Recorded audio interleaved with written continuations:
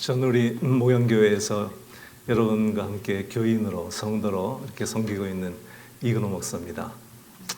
5년 전 제가 목회를 이것을 끝내고 제일 힘든 게 제가 다니는 교회를 찾는 것이었습니다. 목사로 계속 교회 나올 때는 몰랐는데 이제 사역을 끝내고 교회를 다니라고 하니까 교회 찾는 게 쉬운 일이 아니었습니다. 그래서 여기저기 한국 교회는 가기가 부담이 되고 여기저기 미국 교회를 다니다가 이제 한 교회를 찾아 다니고 있는데 아주 은혜가 안 돼가지고 고생을 많이 했습니다. 그렇게 안 나갈 수는 없고 해서 이제 교회를 다니긴 다녔는데 마침 코로나가 터지는 바람에 잘 됐다 싶어가지고 교회를 아주 발을 끊었죠. 그리고 나서 이제 집에서 가정 예배를 드리긴 했는데 그게 한 주, 두 주 지나가다가 그것도 참 이렇게 쉽지가 않아서 교회를 안 다니면서 참 힘이 들었습니다. 이 교인들이 자기가 은혜 받고 다닐 수 있는 교회가 있다는 것이 얼마나 큰 축복인지 전 그때 제가 참 깨닫게 되었습니다. 그러다가 얼마 전에 이 안성식 목사님을 만났는데 제가 청년 때 몇 번 만난 적은 있지만 교제해 본 적은 없었는데 만나서 이렇게 교제하면서 식사도 하고 교제를 하면서 이게 보니까 목사님이 아주 그 목사님 나이에 아주 목사님이 순수하세요. 세상의 때가 잘 묻지 않고 형식적 의식적이 아닌 아주 정말 순수한 목사님을 보고서 제가 이 교회 한번 방문해 봐야 되겠다. 그래서 한 3개월 전쯤에 방문을 했는데 너무 예배가 은혜스럽고 찬양이 너무 찬양 예배가 좋고 미국 교회 다닐 때는 듣기 모르는 찬양만 골라서 하는지 정말 힘들었는데 여기 오니까 찬양이 너무 좋은 거예요. 그리고 목사님 말씀이 너무 성경적이고 은혜롭고 간결하고 또 힘이 있고 너무 예배가 좋아서 이 교회의 교인 되기로 결심을 했습니다. 그리고서 이제 3개월쯤 지난 것 같은데 목사님이 갑자기 저에게 설교를 하라고 그래가지고 교인이 설교하는 게 좀 어색해서 안 한다고 몇 번을 사양을 했는데 목사님이 몇 년 만에 휴가를 가신다고 꼭 좀 설교를 해달라고 그래서 제가 마지못해 이렇게 강단에 섰습니다. 오늘 저는 본문의 말씀을 가지고 믿음의 5 단어라는 제목으로 말씀을 함께 나누겠습니다.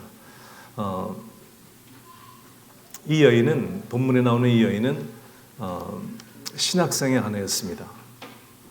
여러분도 알다시피 신학생은 태초부터 돈이 없습니다. 가난한 신학생의 아내가 돼서 아이 둘을 데리고 이렇게 살림을 하기 얼마나 어려웠겠습니까? 그렇지만 이 여인의 마음속에는 꿈이 있었을 것입니다. 우리 남편도 언젠가 신학교를 졸업하고 목사가 되면 우리 형편도 필 날이 있겠지 하는 소망을 가지고 남편 뒷바라지를 하고 아이 둘 데리고 생활을 하느라고 너무 힘들었는데 지금은 크레딧 카드도 있지만 그때는 그런 게 없으니까 이제 돈을 꼬가지고 빌려서 이렇게 생활을 한 것이었습니다. 근데 이 남편이 신학교를 졸업하기도 전에 그만 죽어버리고 만 거예요. 그러니 모든 꿈도 사라지고 소망도 끊어지고 살 길이 없게 된 것입니다. 그런데 돈을 빌려준 사람이 이제 돈을 못 받게 된 걸 아니까 이제 이 집에 와가지고 살림을 다 가져가는 거예요.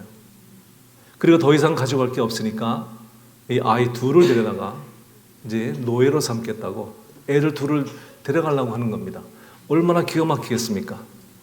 내 목숨보다 더 소중한 이 2 아이를 노예로 잡아가려고 하니까 이 여인이 정말 너무나 절박한 상황 속에서 이제 엘리사를 찾아오게 된 것이었습니다.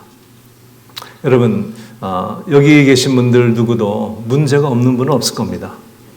저는 젊었을 때 생각하기를 지금 제 나이쯤 되면 문제가 없을 줄 알았거든요. 그래도 이제 나이가 꽤 먹어서 은퇴를 하고 나면 이제 평상시에 있던 문제들은 다 없어지고 편안하게 노후를 보낼 거다 생각을 했는데 지금 이 나이가 되어 보니까요, 젊었을 때 문제 플러스 나이 먹어서 문제가 더 합쳐가지고 문제가 더 많은 거예요. 문제가 없는 사람은 없습니다. 젊은 사람이나 늙은 사람이나 이 세상에 사는 사람은 문제 없는 사람이 없죠. 근데 그 문제가 아니라 그 문제를 해결할 수 있는 그 능력이 바로 문제인 것입니다. 이 여인은 이 절망적인 상황 속에서 이 오늘 본문에 나오는 말씀을 통해서 참 이 여인이 5가지의 놀라운 비밀을 찾아서 이 여인은 하나님의 역사를 체험했을 뿐만이 아니라 그 위에 놀라운 삶을 살게 된 것입니다. 이 여인이 그 절망적인 상황을 헤치고 위대한 하나님의 역사를 체험한 첫 번째 비결은 방향을 바로잡았다는 거예요. 믿음의 첫 번째 단어는 방향, 디렉션입니다. 따라서 한번 해볼까요? 방향. 믿음의 첫 번째 단어는 방향입니다. 여러분, 절망적인 문제를 당해서 죽게 된 상황 속에서 모두가 다 이 여인처럼 방향을 바로잡는 것이 아니에요. 어떤 사람은 방향을 잘못 잡아서 홈레스가 되기도 하고, 알코올 중독자가 되기도 하고, 마약 중독자가 되기도 하고, 또 어떤 사람은 스스로 목숨을 끊기도 합니다. 한국에서는 매일 하루에 40명씩이 자살을 해 죽습니다. 1년이면 15,000명 되는 사람이 그 조그만 나라에서 1년에 15,000명이 스스로 목숨을 끊습니다. 저는 한국에 나가면 항상 무슨 생각이 드냐 하면 오늘도 40명이 스스로 목숨을 끊는구나. 이 조그만 나라에서. 그리고 내가 머무는 그 2주일 동안 무려 600명이 자살해 죽는구나. 어쩌면 이 토끼 반쪽밖에 안 되는 이 조그만 나라에서 그렇게 많은 사람들이 자살을 해 죽는가. 전 그것이 너무 가슴이 아픕니다. 왜냐하면 그 문제 때문에 죽는 것이 아니고요. 문제를 당해서 방향을 잘못 잡았기 때문이에요. 죽는 것으로 방향을 잡은 것입니다. 2004년도 빌리 그레이엄 목사님이 LA에서 집회를 하셨는데 은퇴 바로 직전에 대전도 집회를 하셨는데 제가 한국어 통역을 하는 바람에 제가 그 자리에 나가게 되었습니다. 그런데 그 빌리 그레이엄 목사님 전도 집회에는 항상 그 사회적인 유명 인사가 와서 간증을 합니다. 그날의 간증을 맡았던 한 사람이 제니스 한이라고 이 LA의 시의원이에요. 그 오빠는 그 당시 LA 시장이었습니다. 이름은 제임스 한. 미국 사람도 한 씨가 있어요. 미국 사람도 김 씨도 있고 이 씨도 있고 한 씨도 있어요. 그런데 그 제니스 한이 나와가지고 간증을 하는데 이런 간증을 했습니다. 자기 할머니가 젊은 여인이었을 때 5명의 아이를 데리고 LA로 살기로 해서 시골에서 LA로 이사를 온 거예요. 그래서 어린아이들 5명을 데리고 사는데 그 당시 미국의 경제공황이 닥쳐가지고 굉장히 미국의 경제가 어려웠습니다. 그런데다가 그 남편이 그만 그 젊은 나이에 죽고 말았어요. 이 여인이 아이 5명을 데리고 도저히 살 길이 없었습니다. 그 절망적인 상황 속에서 이 여인이 헤쳐나갈 길이 없으니까 아이들 5명을 데리고 자살을 할 결심을 했습니다. 그래서 그 아이들 데리고 방 안에 들어가서 가스불을 틀었습니다. 한국 사람은 연탄불을 펴놓고 자살을 하지만 미국 사람은 가스불을 켜놓고 자살을 하는 거예요. 그래 아이들 5명을 데리고서 방문을 잠그고 가스불을 틀었는데 이 여인도 어릴 때 오늘 제가 여기 일찍 와가지고 묵상을 하는데 이 여인 생각하다가 눈물이 나가지고 죄송합니다.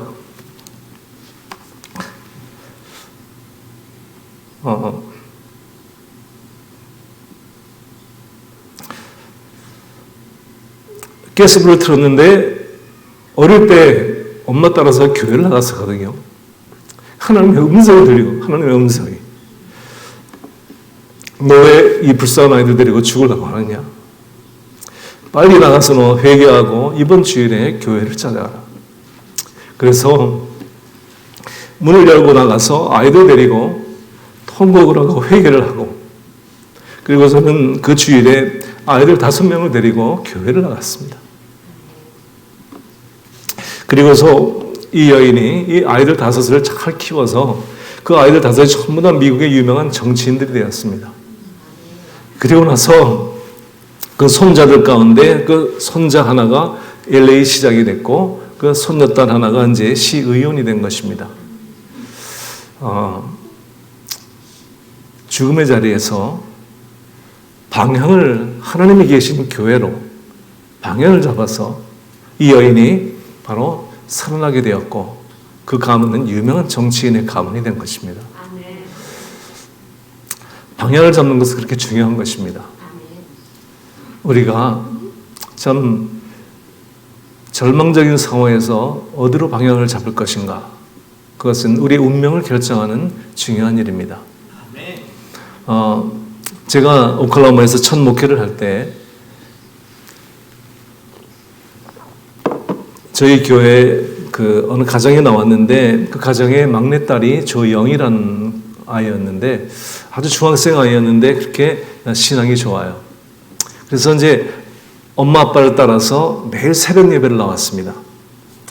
그러니까 학교 갔다 와서 엄마 아빠 따라서 밤 청소를 나가고 끝나면 엄마 아빠와 함께 새벽 예배를 나오는 거예요. 얼마나 기특합니까?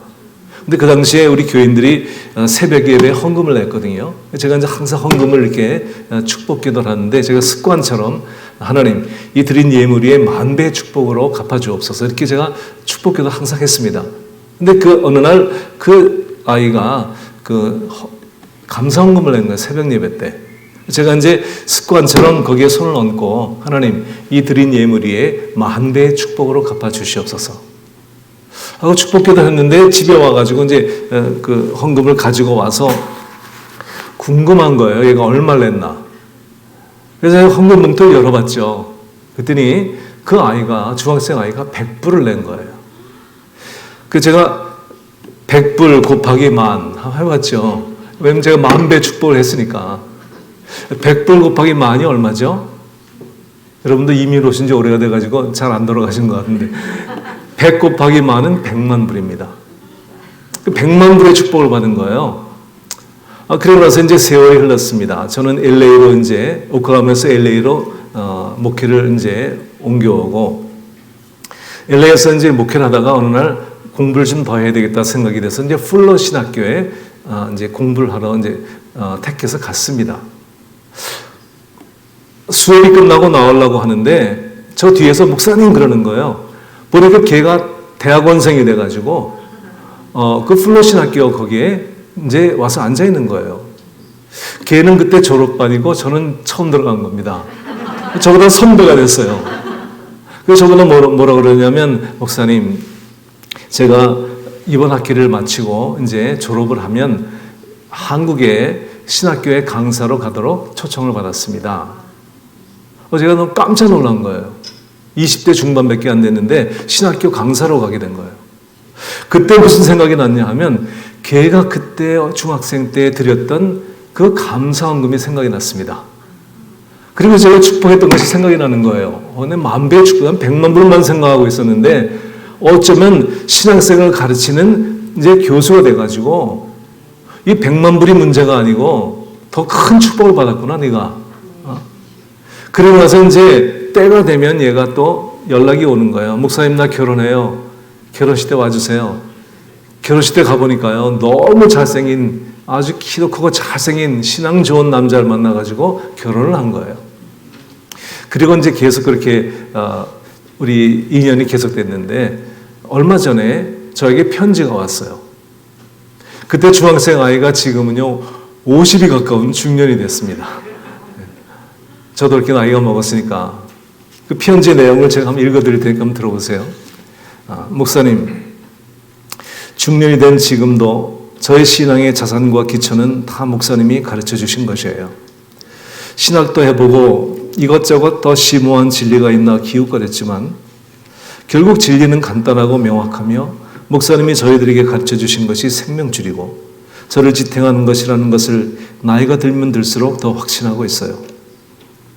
붙잡고 있는 말씀도 새벽 예배 때 목사님께 안 혼날라고 허접하게 외워간 그 말씀들이 지금도 저를 강권하는 능력이 될 줄이야 그때 감히 상상이나 했을까요? 목사님, 저희 마음속에 목사님께 항상 고맙고 늘 또 죄송한 마음이 있습니다. 조만간 만남의 축복을 하나님께서 허락하실 줄 믿습니다. 이렇게 편지를 보내왔어요. 참, 제가 나중에 이제 다음 주에 또 간증을 더 계속하겠지만 저는 참 감격적인 그런 스토리들입니다. 어릴 때 신앙의 방향을 바로 잡으니까 평생 글로 가는 거예요. 우리 신앙은요, 올라갈 때도 있고 내려갈 때도, 저는 목사지만 지난 5년 동안 얼마나 바닥으로 내려갔는지 한참 헤맸거든요. 그러니까 우리 신앙은 올라갈 때도 있고 내려갈 때도 있고 뜨거울 때도 있고 식어질 때도 있어요. 그렇지만 저도 그랬지만 그렇다고 한 번도 방향을 바꾼 적은 없습니다. 제가 하나님 믿다가 신앙 떨어지니까 불교로 간 적은 없어요. 저는 식어져도 여전히 글로 가는 거예요. 하나님께 방향을 정하고 나니까 절대로 그 방향을 바꾸지 않는 것입니다. 방향이라고 하는 것은 그렇게 중요한 거예요. 여러분, 회개라고 하는 그 회개는 헬라말로 메타노이아인데 그건 뭐냐면 방향 전환이에요. 우리가 사망의 길로 가다가 어느 날 주님의 음성을 듣고 성령의 감동을 받고 사망으로 가던 길을 방향을 바꾸어서 생명으로 가는 것, 그것을 회개라고 하는 거예요. 회개는 방향 전환입니다. 여러분, 예수님의 제자들의 차이는 죄의 차이가 아니었어요. 가룟 유다도 예수님 배반했고요. 베드로는 그냥 배반한 게 아니고 저주하고 맹세하고 배반해버렸어요. 더 괘씸한 거예요. 그렇지만 문제는 가룟 유다는 회개하지 않고 계속 사망의 길로 갔고 베드로는 주님의 음성을 듣고 회개하여 방향을 바꾼 것이에요. 그것이 그들의 운명을 바꾼 것입니다. 여러분, 제 발톱은요, 왼쪽 발톱은 지옥이고 오른쪽 발톱은 천국인데, 왜냐면 이 왼쪽 발톱이요, 방향을 아래로 향해 가지고 살 속으로 파고 들어가는 거예요. 이 ingrowing toenail, 이게 얼마나 아픈지 제가 청년 때 그 발톱을 다 뽑고 수술을 했습니다. 다 뽑아버렸는데요, 새로 나올 때 방향을 안 바꾸는 거예요, 이게. 그래서 제가 지난 40년 동안 이 발톱 때문에 너무 고생을 많이 했습니다. 그래서 제가 발톱을 볼 때마다 너는 방향을 잘못 잡아서 지옥이고 너는 방향을 잘 잡아서 천국이구나. 제 발이요, 하나는 지옥이고 하나는 천국이에요. 근데 참 놀랍게 작년에 이 왼쪽 발톱이 방향을 바로 잡아가지고 이 지옥이 천국으로 바뀌었어요. 그러니까 방향을 어떻게 잡는가에 따라서 지옥과 천국의 운명이 바뀌는 것입니다. 여러분, 하용조 목사님이 살아계실 때 온누리 교회에 어느 사업가가 있었는데, 이 사업가가 사업을 하다가 회사가 망해가지고 부도가 났어요. 한국에서 부도가 나면 감옥에 가거든요. 더 이상 살 길이 없고 사업은 소생할 길이 없으니까 이 사업가가 이제 자살을 결심하고, 한국 사람은 너무 쉽게 자살을 하는 것 같아요. 그래서 차를 몰고서 이제 자살을 하러 가고 있었습니다. 그런데 마음속에 무슨 생각이 들었냐면, 기왕 죽을 거 마지막으로 예배나 한번 드리고 죽자. 그날이 주일날이었어요. 그래서 죽으러 가던 길을 방향을 바꾸어서 그날 교회로 갔습니다. 그러니까 온누리 교회, 저도 이제 거기 가봤는데, 온누리 교회에 이제 사람이 수천 명이 앉아 있는데 한쪽 이쪽으로 그 자리를 잡고서 앉아 있었는데, 그날따라 목사님이 설교를 하면서 왜 이렇게 한국 사람들은 자살을 많이 해 죽습니까? 이 자리에도 자살할 사람이 와서 앉았습니다. 여기도 올 것 같은데 자기를 딱 가리키더래요. 얼마나 놀랐는지, 하나님이 어떻게 아시고 나에게 말씀하시는구나. 그날에 그가 회개를 하고 그가 죽을 그 마음을 바꾸어서 그는 다시 사업을 시작해서 크게 성공한 사업가가 되었습니다. 여러분, 방향을 바꾸는 것은 그렇게 중요한 것입니다. 그가 만약 그날에 방향을 바꾸지 않았더라면 그는 세상에 없는 사람이었을 거예요. 믿음은 첫 번째로 방향인 것입니다. 두 번째, 믿음은 시선이라고 하는 것입니다. 시선, focus.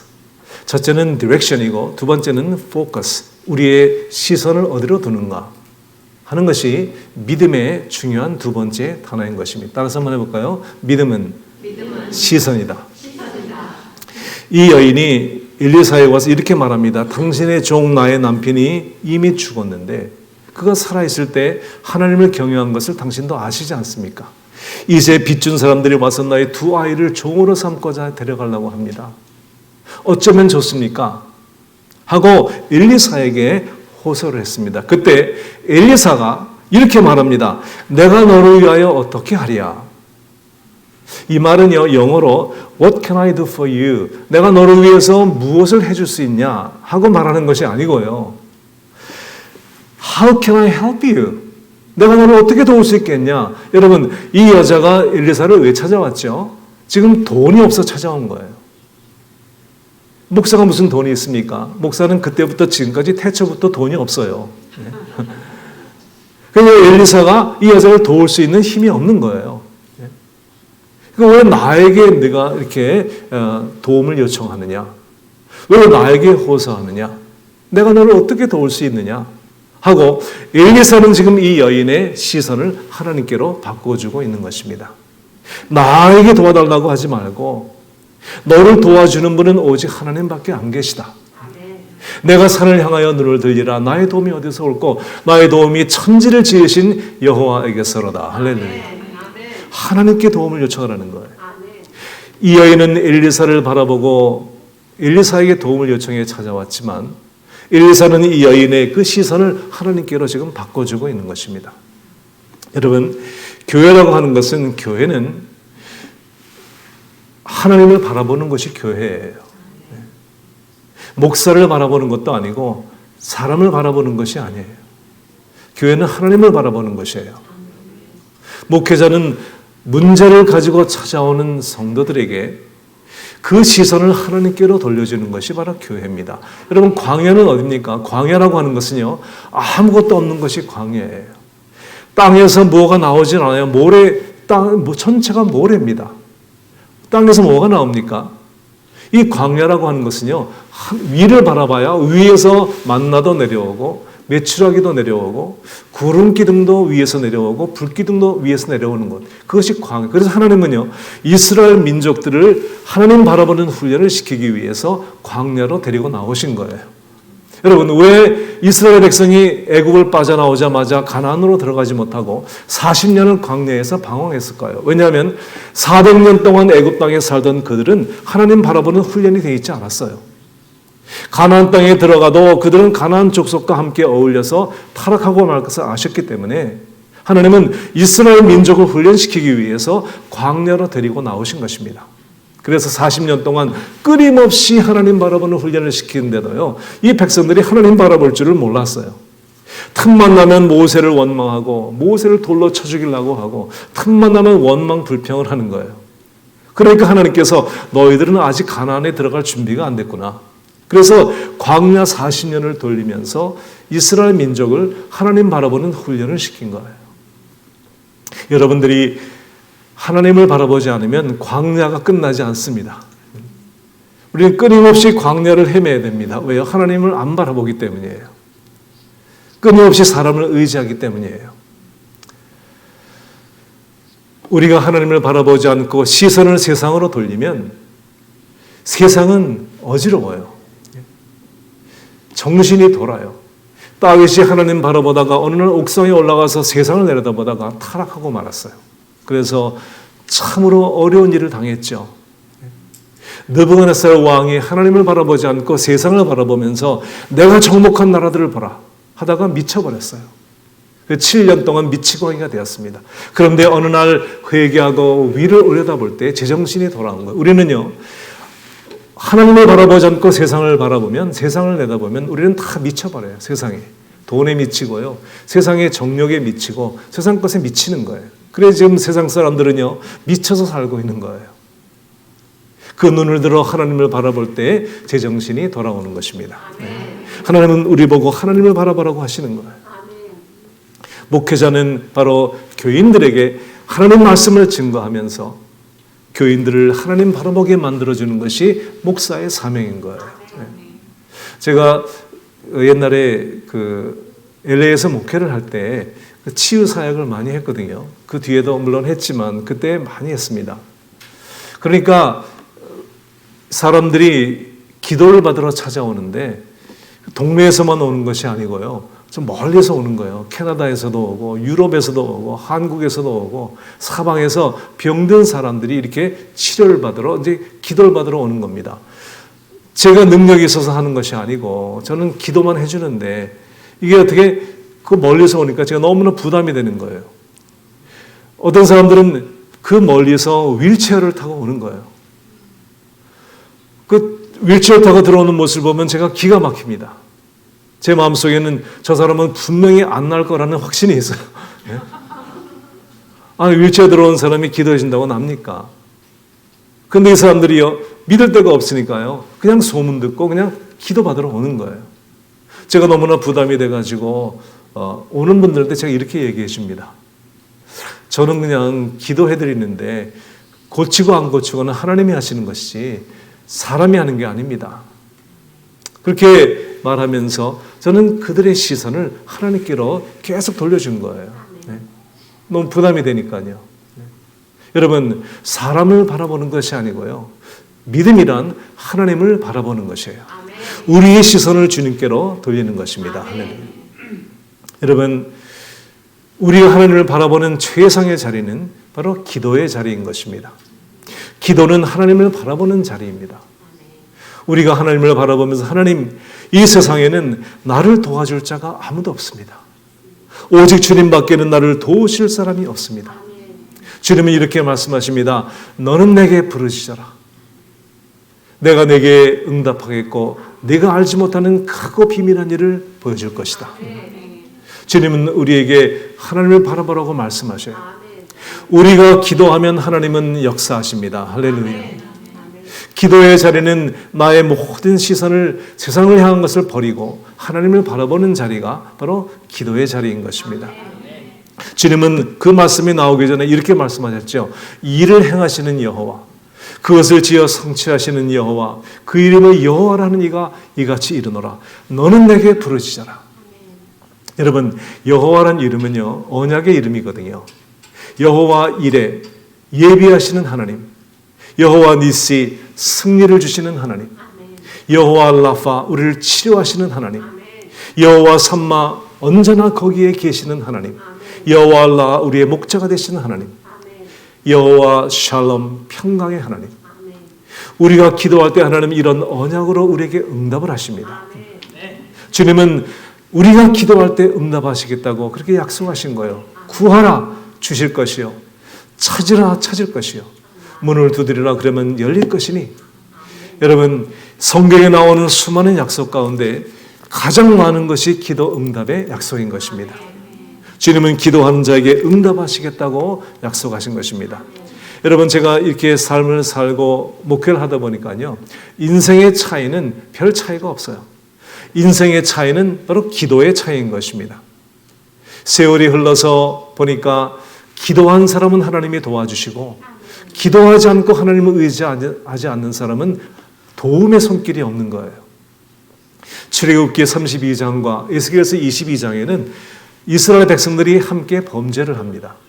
그런데 출애굽기 32장에서는 범죄한 이스라엘 백성이 건짐을 받고 에스겔서 22장에서는 멸망을 당합니다. 똑같이 범죄했는데 어디서는 건짐을 받고 어디서는 멸망을 당하는 거예요. 왜 그럴까요? 여러분, 출애굽기 32장에서는 이스라엘 민족을 위해서 중보로 기도했던 모세가 있었기 때문이에요. 기도하는 사람이 있으면 절대로 망하지 않습니다. 여러분, 부모가 자식을 위해서 기도하면 하나님이 그 자식을 붙들어 줍니다. 아이들의 차이가 별로 없어요. 그 아이들의 그 자격이나 자질의 차이가 아니고요, 기도해주는 부모가 있는가 없는가의 차이인 것이에요. 기도해주는 부모가 있는 자식들은 하나님이 책임을 져 주십니다. 기도의 차이인 것입니다. 저는 오늘 간증 하나만 하고 이제 오늘 말씀을 마치고 다음 주일에 계속해서 하도록 하겠습니다. 우리 목사님이, 안성식 목사님이 설교하실 때 다 끝나고 나니까 12시 15분쯤 되더라고요. 저도 그 시간 맞춰서 끝낼 테니까. 제가 전도사 때 저는 중학생들을 가르쳤습니다. LA에서 그 중학생 아이들 사역을 했는데 주일날이 되면 아이들을 이렇게 픽업하러 밴을 가지고 이제 쭉 돌아서 이제 이렇게 아이들 픽업해서 오는데 그 세 자매가 우리 중등부에 이제 학생인 그 세 남매가 있었어요. 첫째는 메리안, 둘째는 데니엘, 세 번째는 루스라고 하는 세 명의 남매가 우리 중학부 학생이었는데 이 아이들이 주일날에 데리러 가면 이렇게 울면서 나와요. 그래서 왜 우니? 그러면 걔들이 이렇게 말합니다. 전사님, 아버지가 밤새도록 엄마를 때렸어요. 그래서 그냥 너무나 무서워서 침대 속에 들어가 있다가 옷장 속에 숨어 있다가 이제 아침에 데리러 가면 이제 나오는 거예요. 울면서. 그렇게 아주 힘든 가정이었습니다. 그 엄마가 하도 매를 맞다가 살 길이 없어서 이제 그 남편과 이혼을 하고 아이 셋을 데리고 이제 키웠어요. LA의 바느질 공장에서 일하면서 애들 셋을 키우니 얼마나 어려웠겠습니까? 그래서 저희 교회가 그 LA 다운타운에 코리아 타운에 있는 데 있었는데요. 그 엄마가 이제 아이들 그 셋 데리고 너무 살기가 힘드니까 그 매일 바느질 공장에서 일을 했는데 공장에 나가기 전에 언제나 일찍 교회에 와서 새벽 예배를 드리고 눈물로 기도를 하고 그리고 이제 공장에 나가서 일을 하고 했습니다. 그래서 제가 항상 새벽에 나가면 이제 그 집사님이 언제나 그 재단에서 기도하는 모습을 항상 제가 봤죠. 그러고 나서 저는 이제 세월이 흘러서 저는 거기를 떠났고 저는 이제 오클라호마에 가서 목회를 하고 다시 이제 LA에 와서 목회를 했는데 그 다니엘이 신학교를 갔어요. 그 아들이 전도사가 됐습니다. 그래서 제가 LA에서 목회를 할 때 우리 교회의 그 유스 그룹에 이제 전도사가 됐어요. 걔가 어느 날 이런 간증을 했습니다.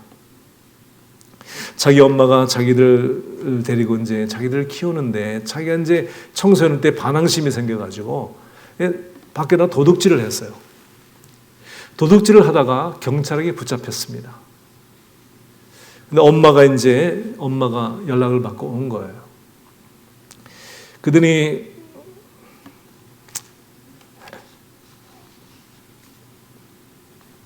자기를 보더니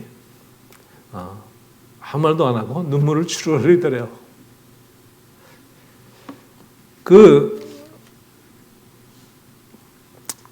엄마를 보고서 이 다니엘이 이렇게 생각을 했습니다. 하나님, 내가 다시는 우리 엄마 눈에서 눈물을 흘리지 않게 하겠습니다.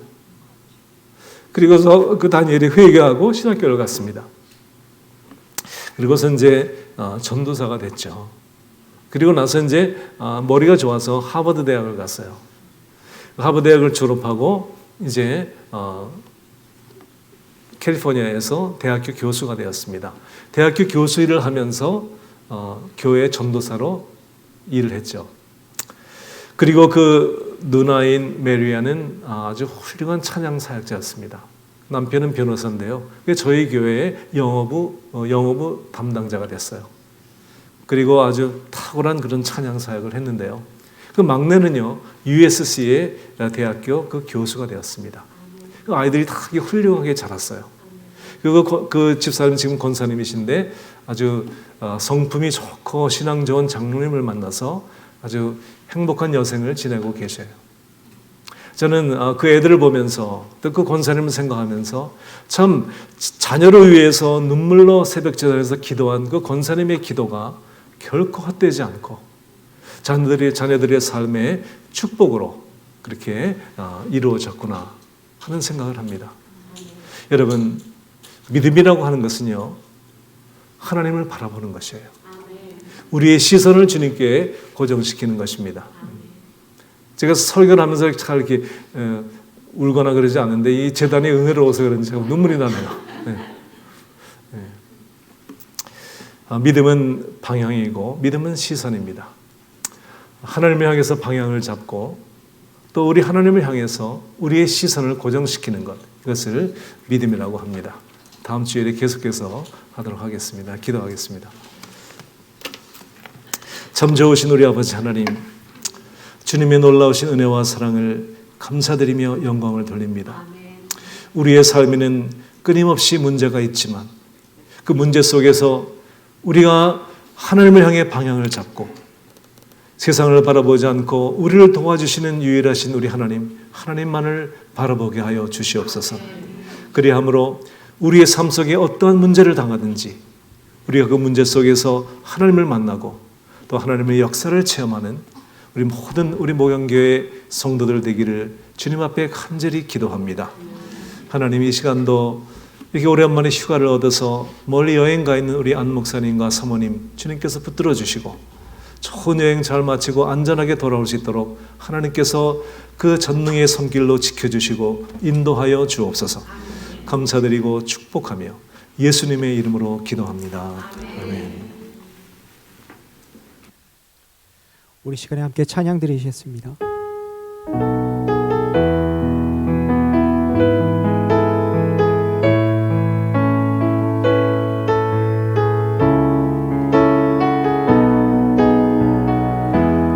내게로부터 눈을 들어 주를 보기 시작할 때 내게로부터 주를 들어 주를 보기 시작할 때 주의 일을 보겠네.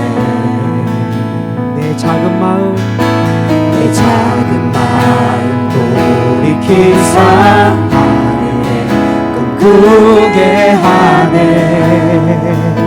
주님을 볼 때 모든 시선을 주님께 드리고 살아계신 하나님을 느낄 때 내 삶은 주의 역사가 되고 하나님이 일하기 시작. 한 번 더 모든 시선을 주님께 드리고 살아계신 하나님을 느낄 때 내 삶은 주의 역사가 되고 하나님이 일하기. 우리 시간에 다 같이 일어나셔서 함께 찬양하겠습니다. 성령이 나를 변화시켜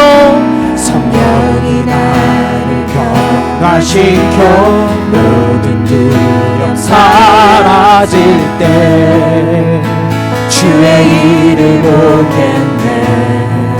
황폐한 땅 한가운데서 주님 마음 알게 되리. 주님을 볼 때 모든 시선을 주님께 드리고 전능하신 하나님을 느낄 때 세상은 주의 나라가 되고 하나님이 일하기 시작. 우리 힘있게 한 번 더 고백합니다. 모든 시선을 주님께 드리고 전능하신 하나님을 느낄 때 세상은 주의 나라가 되고 우리 마지막 한 번만 더 고백할까요? 모든 시선을 주님께 드리고 모든 시선을 주님께 드리고 전능하신 하나님을 느낄 때 세상은 주의 나라가 되고 하나님이 일하기 시작하네.